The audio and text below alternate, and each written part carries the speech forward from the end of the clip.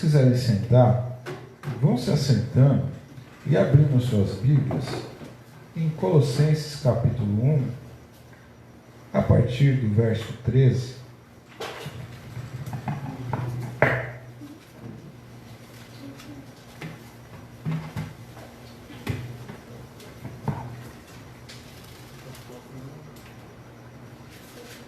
Eu vou ler até o verso 29. E os irmãos acompanhem, por favor. Todos acharam? Colossenses capítulo 1. Até o final do mês de... Nós estamos em setembro? Acho que até o final de outubro. Acho que o mês de novembro vocês podem marcar Colossenses, que a gente vai ficar nele até lá.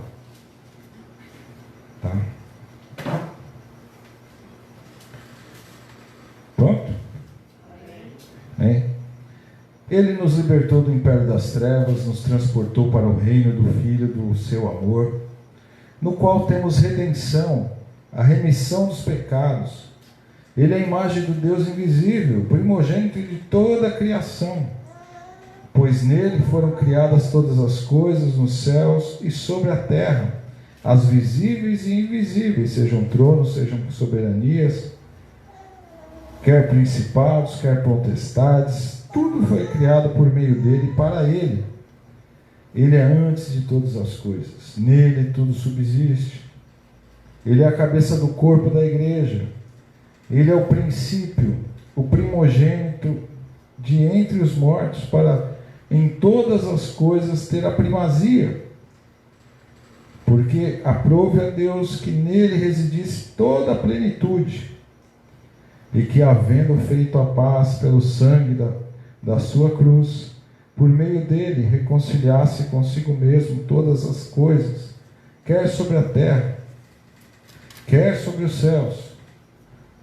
E a vós, outros, também que, outrora, ereis estranhos e inimigos no entendimento pelas vossas obras malignas, agora, porém, nos reconciliou no corpo da sua carne, mediante a sua morte, para apresentar-vos perante ele, santos, inculpáveis e irrepreensíveis, se é que permaneceis na fé, alicerçados e firmes, não vos deixando afastar da experiência do Evangelho, do que ouviste e que foi pregado a toda criatura debaixo do céu, e do qual eu, Paulo, me tornei ministro, e agora me regozijo nos meus sofrimentos por vós, e preencho o que resta das aflições de Cristo na minha carne, a favor do seu corpo, que é a igreja, do qual me tornei ministro de acordo com a dispensação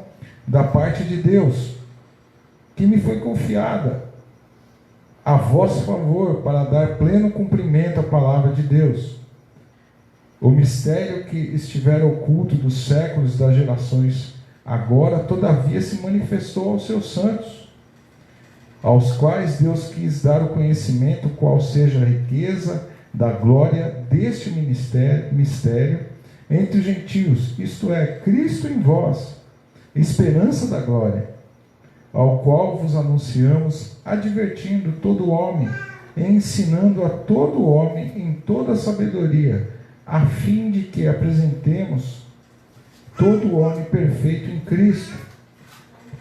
Para isso é que eu também me afadigo, esforçando-me o mais possível, segundo a sua eficácia, que opera eficientemente em mim. Amém?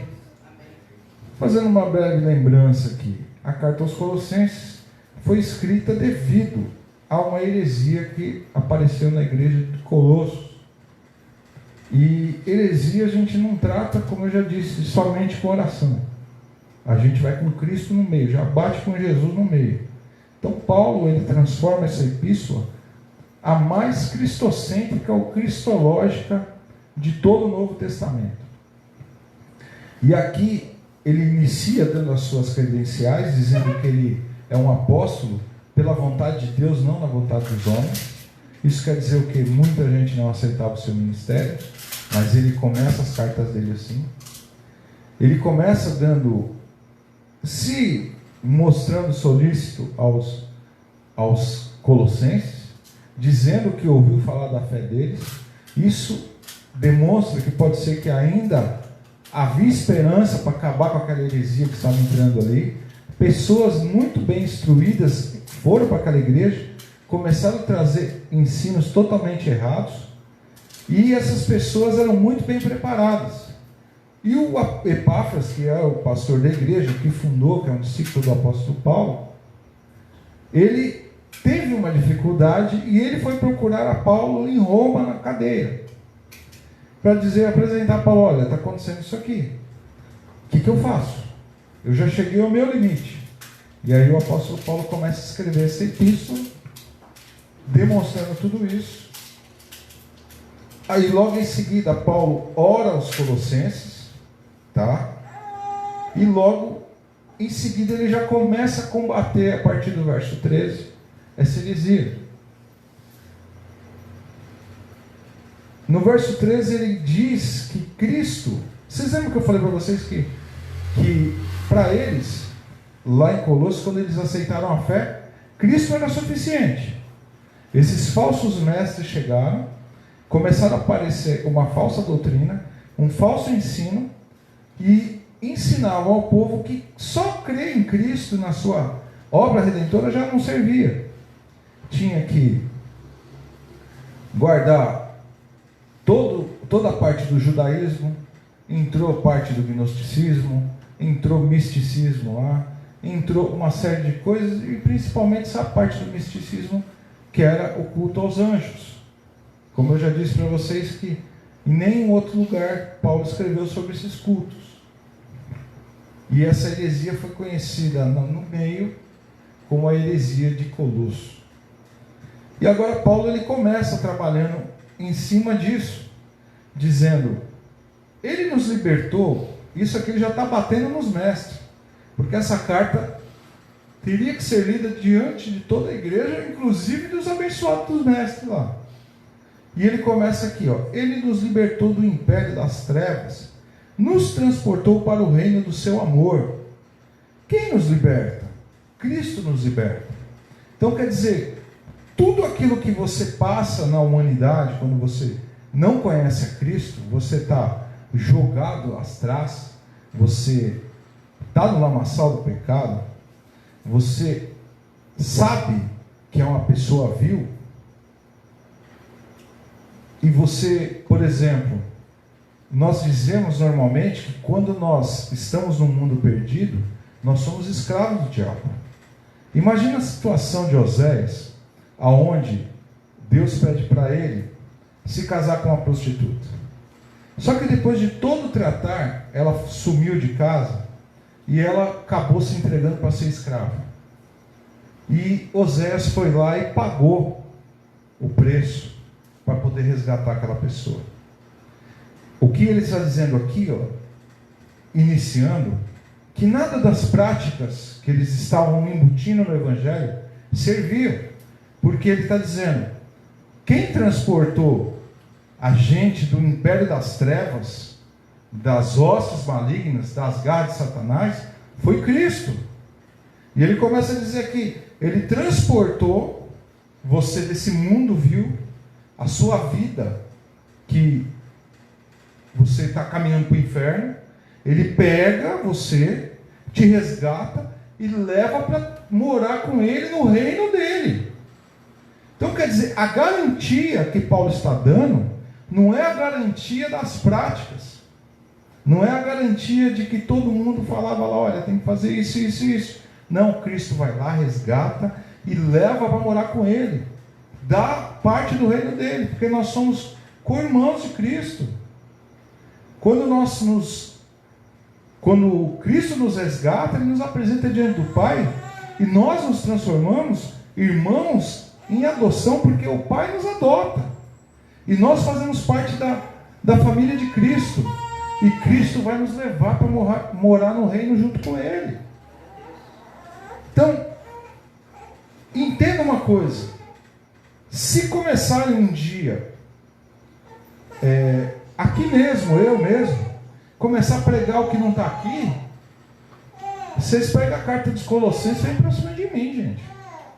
Pode vir, pode ler para mim, fala, pastor, senta aí, deixa eu ouvir. Porque entenda uma coisa, hoje, a gente começa a trabalhar dentro de nós o conceito de que nós temos que pagar um preço muito alto pela nossa salvação. Nós tiramos o valor que Cristo pegou para nós na cruz. O que Ele pagou para nós na cruz, nós vamos dar um valor. Nós achamos que nós somos os donos da nossa direção nesse mundo. Se Cristo não estiver na sua vida e na minha vida, não adianta. Não adianta. No verso 14 ele vai dizer assim, no qual temos redenção. A remissão dos pecados, quer dizer, quem redime a gente dos pecados é Cristo. A gente não consegue nada por mérito próprio, gente. Se o Pai quisesse fechar os olhos e deixar a gente ao Deus da lei, Ele fazia. E tem muitas igrejas pregando essa heresia também. Chama-se teísmo aberto. Deus perdeu toda a autoridade. Mas eu quero dizer uma coisa para você essa noite. Deus é soberano. Ele é todo poderoso. Ele sabe de tudo. Está no controle de todas as coisas. E aí você vê ele dizendo aqui que Cristo, este é a imagem do Deus invisível, o primogênito de toda a criação. Em João capítulo 1, lá diz que, e também 1 João diz, que ninguém jamais viu a Deus. Ninguém jamais viu a Deus. E se ninguém viu a Deus, Ele se manifestou entre nós através do seu Filho amado, o primogênito, o unigênito, o único na espécie. Deus nos ama tanto, que Ele trouxe, permitiu que Cristo viesse à terra, e se manifestasse a nós para que nós o conhecêssemos. Tanto que os discípulos estavam discutindo e de repente um dos discípulos diz assim: Senhor, mostra-nos o Pai. Está lá em João 14 isso daí. Mostra-nos o Pai, que isso nos basta. E Cristo mesmo diz assim: Filipe, mas quanto tempo estou contigo? Quem vê a mim vê o Pai. Então você vê que Deus ninguém nunca viu, mas a imagem do seu Filho unigênito transparece quem é Deus para nós.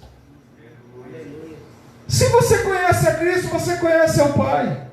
Que mais você precisa? Que mais que a gente precisa? Por que a gente inventa tanto para fundamentar a nossa fé? Por que a gente coloca peso em cima da nossa cabeça para poder fundamentar a nossa fé? Mas ele continua dizendo: pois nele foram criadas todas as coisas. Através de Cristo, Cristo criou tudo, meus queridos. Tudo que está aqui, ó, lá em cima no universo e para baixo dessa terra, tudo que está aqui foi Ele que criou, para a glória dEle, para Ele. Glória a Deus. Tudo que existe na face da terra, aqui ele vai dizendo aqui, ó, soberanias, principado, potestade, tudo foi criado por Ele e para Ele. Meus queridos, Cristo, Ele sustenta o universo, todo o universo, somente com a sua palavra. Cristo diz haja e há. Cristo diz não é não. E por que nós damos ordem para Ele? Por que nós, nas nossas orações, muitas vezes, nós damos ordem para Ele? Senhor, eu não aceito. Quem somos nós para não aceitar? Senhor, eu declaro. Quem é você para declarar? Quem somos nós? Quem somos nós para declarar, para fazer, para chacoalhar Cristo? Fazer que nem algumas igrejas falam que tem que colocar Deus na parede. Rapaz, se eu só pensar em colocar Deus na parede, Ele me fulmina. Ele é Deus, irmãos. Cristo é o Todo-Poderoso. Cristo é o que sustenta o universo. Eu acho que se para sustentar o universo tem que ser mais forte do que nós. E ele continua dizendo aqui, ele é antes de todas as coisas e nele tudo subsiste. Antes do mundo ser mundo, lá na eternidade passada, Cristo já era. Ele continua sendo. E ele sempre será. Sempre será. Então, Paulo vai demonstrando isso. Vocês estão vendo a profundidade do negócio? Tiraram a autoridade de Cristo, puseram nas práticas, e agora Paulo está desconstruindo a ideia deles. Dizendo, olha, ele é o Todo-Poderoso. Nele foi criado todas as coisas. Se ele não abrir a boca para falar haja, nós vamos sucumbir. Se ele não sustentar nós vamos morrer. Vocês não estão entendendo. E ele diz aqui ainda, a parte principal, ele é a cabeça do corpo, da igreja. Aí eu abro um parênteses aqui. A igreja católica hoje tem o Papa que é a cabeça. Ou não tem? Nós como cristãos, Cristo é a cabeça da nossa igreja. Quem manda no corpo? Cabeça. O corpo obedece. Se você tem morte cerebral, o corpo para. Os aparelhos ficam ligados, mas o corpo não funciona mais. Agora eu pergunto uma coisa para você: se Cristo é o cabeça, se Ele controla todas as coisas, se tudo está na mão dEle, por que nós sempre queremos colocar outras coisas na frente? Por que a gente quer colocar anjo? Por que a gente quer colocar unção? Uma vez perguntaram para o pastor Oswaldo, que é um dos fundadores da nossa igreja, falou assim: pastor, o que é unção? Eu quero saber. Ele olhou para a pessoa e falou assim: uns são, outros não são. Simples. Então, se você quer ser, se submeta a Cristo. Se você quer continuar ser acima de Cristo, o pecado jaz à porta e o buraco já está aberto. E o que ele continua tratando aqui? Sendo o cabeça da igreja, ele é o princípio primogênito entre os mortos, para todas as coisas ter primazia. Ele está dizendo aqui que praticamente ele é o primogênito da ressurreição. Nós seremos igual a ele. Não teremos diferença nenhuma. Cristo vai nos dar um corpo parecido com o dele. E nós reinaremos com ele pela eternidade, com o mesmo corpo. O mesmo corpo que ele tem hoje, o corpo glorificado. E essas pessoas ensinavam coisa diferente. Agora eu pergunto, irmãos, que demais tem o Evangelho? Que demais tem o Evangelho? Por que a gente complica tanto? Eu estou batendo a mesma tecla aqui faz 10 minutos. Por que a gente gosta de complicar?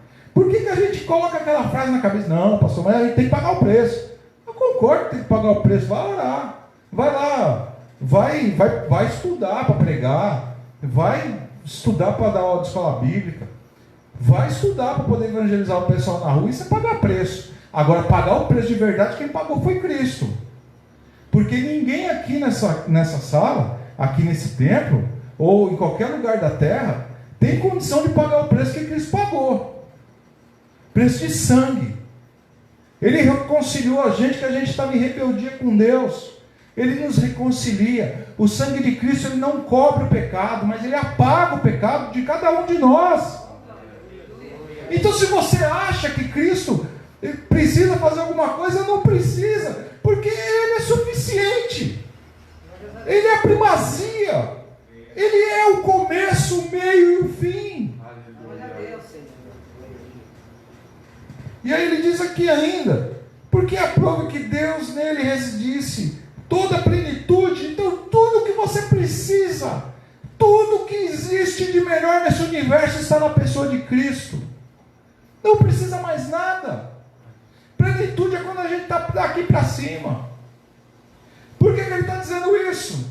Porque a plenitude deles, o pleroma, era onde aqueles seres angelicais, aqueles seres transcendentes ficavam entre nós e Deus. E ele está dizendo o seguinte: a plenitude, esse espaço, quem preenche é Cristo.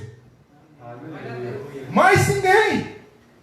Não existe anjo, não existe demônio, não existe nada. Quando Cristo decreta, está feito. E ele continua dizendo aqui: e que havendo feito a paz pelo sangue na sua cruz, por meio dele reconciliasse consigo mesmo todas as coisas, quer sobre a terra, quer sobre os céus. Isso quer dizer o que, meu querido? Quando Cristo faz a obra redentora na sua vida, ele te reconcilia de volta com o Pai. Nós estávamos rebeldes, nós estávamos separados do Pai desde Adão e Eva, através do pecado. Mas através de Cristo ele vem, nos resgata e nos apresenta a Deus e fala assim: Senhor, Pai, está vendo o Márcio ali? Não presta. Ele é tudo que todo mundo fala, mas ele aceitou minha obra redentora e eu regenerei a mente dele, e eu estou apresentando ele diante de ti. Justifica ele, limpa os pecados dele através do meu sangue, e depois, Pai, adota ele na nossa família, porque ele vai reinar conosco. Cada um de vocês a mesma coisa, cada um de vocês a mesma coisa. Então quer dizer, ele resgata e ele garante esse resgate, ele paga o preço e ele sustenta esse resgate até o final. E aqui, vós outros também, de outrora, ereis estranhos, inimigos, no entendimento de vossas obras malignas. Quer dizer, no passado a gente era tudo isso, mas Cristo nos resgata. E agora ele reconcilia. E aqui uma coisa interessantíssima no verso 22. Agora, porém, vos reconciliou no corpo da sua carne. Porque os abençoados estavam dizendo que Cristo não veio em carne. Então Paulo ali já pega e bate, dizendo: quem veio aqui foi Jesus. Ele foi para a cruz, e só indo para a cruz, no corpo na sua carne, ele sofreu tudo aquilo que está descrito, tudo que Isaías profetizou, tudo que nos evangelhos estão escritos, tudo que aquelas testemunhas viram. E agora fala assim: é impossível que Cristo não nos reconciliou, porque ele veio em carne. Apóstolo Pedro, apóstolo João dizem que, principalmente em 2 Pedro capítulo 1, fala assim: nós estávamos no Monte Santo, tocamos nele. Apóstolo João deitou no peito dele. Como é que você deita no peito de um fantasma? Como que você segura? Como é que Pedro saiu dentro do mar, lá se afogando, falou: Senhor, salve-me. Jesus foi lá, pegou ele pela mão e colocou no barco. Como é que um espírito vai fazer isso? E aqui eles falam assim: olha, Cristo veio através do seu corpo, a sua carne nos reconciliou através da cruz do Calvário, porque para a gente nos tornar santos, inculpáveis e irrepreensíveis através da obra redentora de Cristo. E ele continua dizendo aqui: se é que permaneceis na fé. Aí ele faz essa colocação, porque as pessoas que estão dessa forma começaram a acreditar, porque o discurso desses mestres era bonito, gente. Quem que não gosta quando o culto está pegando fogo? Fala: quem quer tal coisa, vem aqui na frente. Vem todo mundo, meus queridos. Nem pergunta esse negócio de Deus. Normalmente é assim. Se eu estiver errado, vocês me corrigem. Eu fui uma vez numa igreja, eu gosto de citar isso aqui, e é próximo daqui. A pessoa ficou pregando 1 hora, 1 Timóteo. Só que tem uma coisa: nessa 1 hora ela não falou o nome de Jesus uma vez, e falava assim que a pessoa, para ser boa, tinha que ser crente Timóteo. E depois, no final do culto, falou: quem quer ser batizado com o Espírito Santo, vem à frente. Aí veio uma tropa. Aí eu pergunto: gente, Foi o que nós tratamos aqui na sexta-feira. Quem que põe fogo no altar, gente? É Cristo, gente.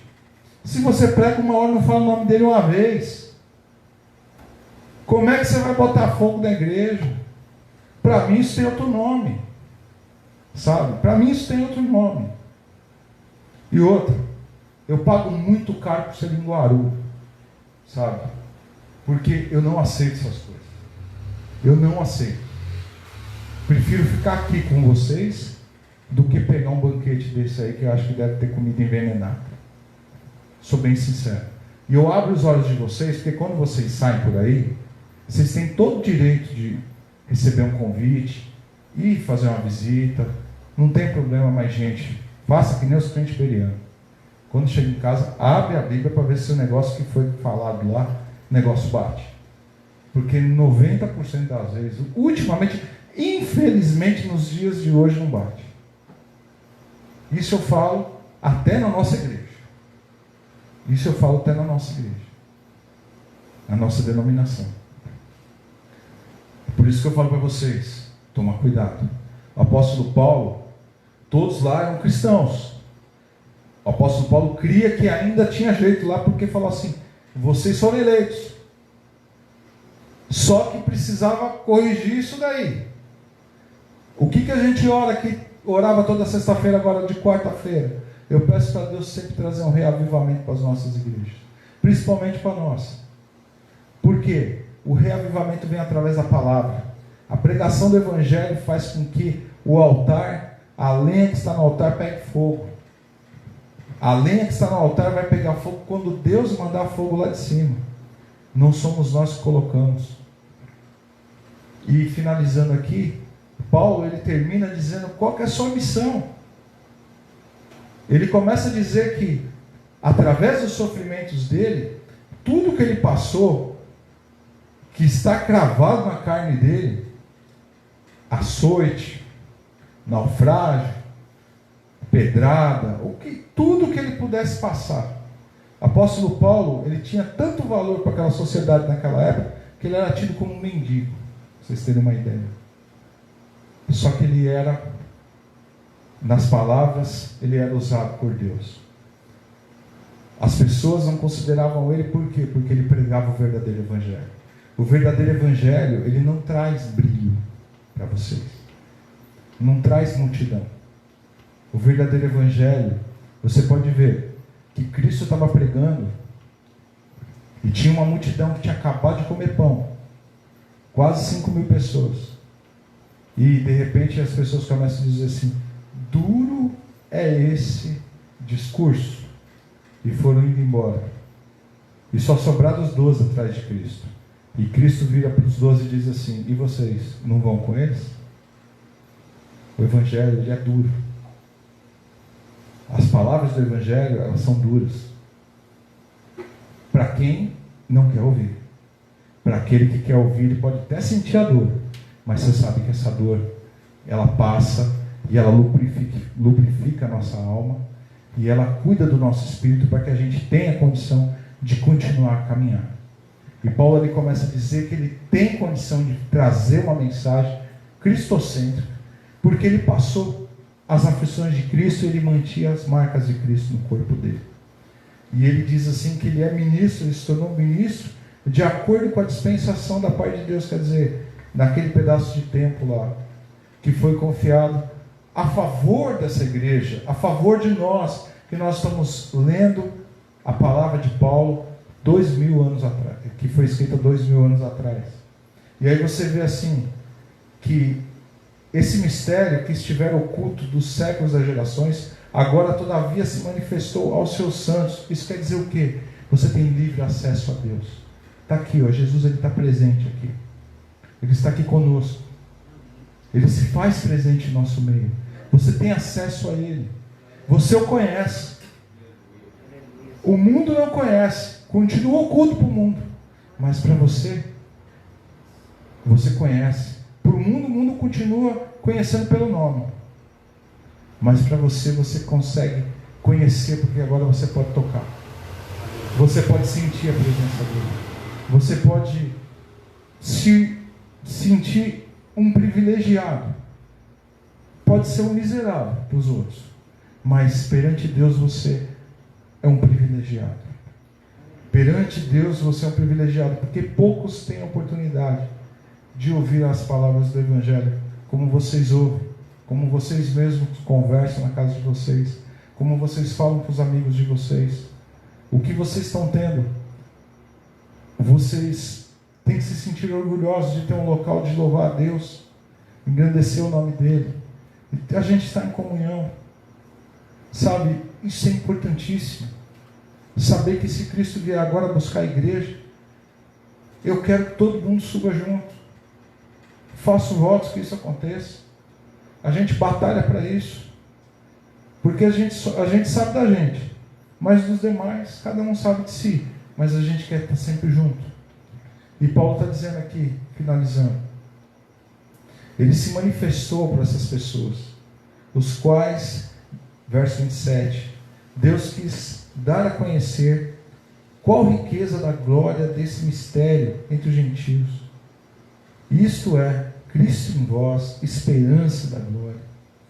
Quer dizer, a esperança nossa, a nossa fé, ela tem que estar depositada em nosso Senhor e Salvador Jesus Cristo. E ele continua dizendo, ao qual nós anunciamos, advertindo todo homem, ensinando a todo homem, a toda sabedoria, a fim que apresentemos todo homem perfeito em Cristo. Para isso é que eu também me afadigo, esforço-me o mais possível, segundo a sua eficácia, que opera eficientemente em mim. Da mesma forma que o apóstolo Paulo está dizendo aqui, estou ralando para ensinar. Estou fazendo de tudo para que vocês aprendam. Nós também temos que fazer isso. Nos esforçar para aprender. Sabe, meus queridos, a gente vai ter 90... Eu vejo a minha avó, eu fico feliz por a minha avó. Está com 95 anos. Não se cansa de aprender. Essa semana me chamou a atenção. Não gosta de mim mais não? Não está transmitindo mais os cultos para mim? Então você sabe, né, como que funcionam as coisas. E eu fico besta, porque aqui quando a gente fazia escola bíblica de sexta-feira, era uma das pessoas que mais perguntava. Na simplicidade. Mas assim, meus queridos, o que eu quero dizer para vocês. Cristo é um oceano. Você mergulha, você nunca acha o fundo. E quanto mais você vai para o fundo buscar, mais você quer. Mais você busca. Mais você tem que estar ligado com Ele.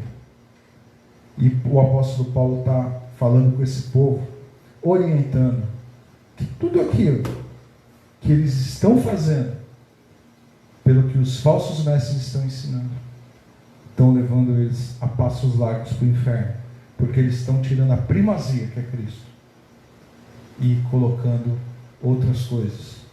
Sexta-feira eu comentei de uma situação que as igrejas por aí, normalmente, quando tem congresso, canta todo mundo.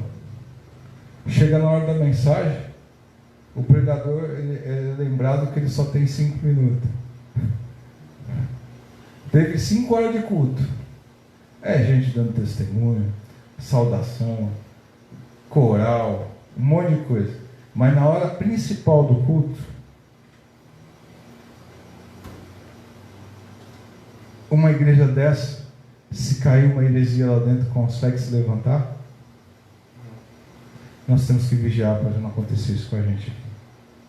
Por isso que eu falo para vocês, é primordial. A palavra, é gostoso louvar, é gostoso, estava chorando aqui, estava gostoso, estava bacana, estava tudo, mas a palavra de Deus, e se vocês pensam que eu estou pregando para bater em vocês, pelo contrário, quem está apanhando primeiro sou eu. Então, eu me sinto tão feliz quando Cristo vem e me chacoalha, porque a gente ainda consegue entender que tem jeito. É que nem o apóstolo Paulo está dizendo aqui, ó, eu estou escrevendo para vocês que ainda tem jeito. E teve jeito. Amém? Vamos continuar buscando o Senhor. Vamos colocar de pé.